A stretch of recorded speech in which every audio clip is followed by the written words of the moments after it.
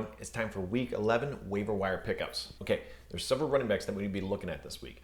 The first one we got to go back to is going to be Hines for the Indianapolis Colts.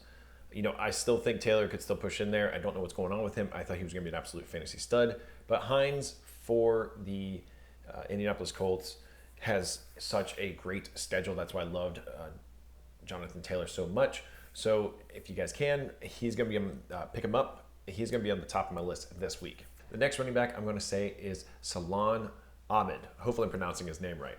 So he was playing for the Miami Dolphins, and all the running backs are hurt. Even Jordan Howard was a healthy scratch. And if Jordan Howard even comes back next week, I think he has hopefully given himself an opportunity to keep carrying the workload, and hopefully he's going to be a workhorse back for them. I would definitely say you could pick him up. He's going to be my number 2 pickup of the week. And he has a decent matchup against the Denver Broncos, who just gave up a ton of rushing yards to the Oakland Raiders. So he could actually have a really good game next week, especially if you need to win.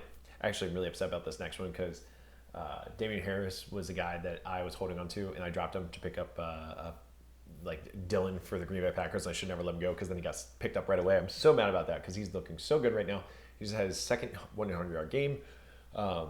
Sonny Michel could be coming back, and he could be taking carries from him. But right now, Damian Harris, if you don't get the other 2 guys, he's going to be the next guy that I'm going to try to aim to pick up in fantasy football.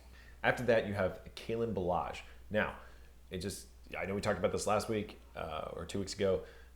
Anybody who left Adam Gase's team actually can be a good fantasy football player, or just a good football player. Adam Gase doesn't know how to use football players, I guess, correctly, or doesn't know how to analyze talent.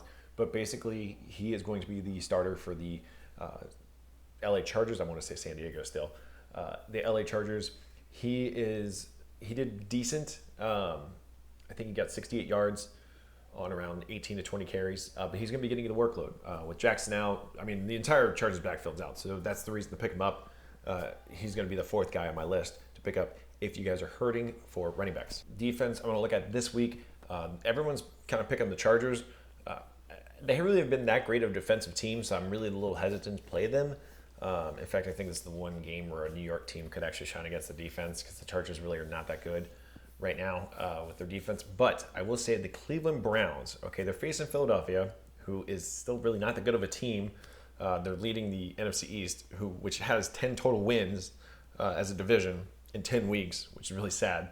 But I would go with them because in the finals and semifinals, they face the Giants and the Jets, and they're actually a good defense, especially with Myles Garrett on that defensive end. He can make plays for you. So I would go ahead and scoop them up now, and maybe you can ride them, or get rid of a not so great of a player that you really don't need, and scoop them up for you to kind of stack your team for the fantasy football playoffs, especially if you got a bye week and you're playing in the semifinals or the finals. You guys, that's it for the huddle. If you guys have any questions, leave a comment down below, hit that like button, and I'll see you in the next huddle. Ready, break!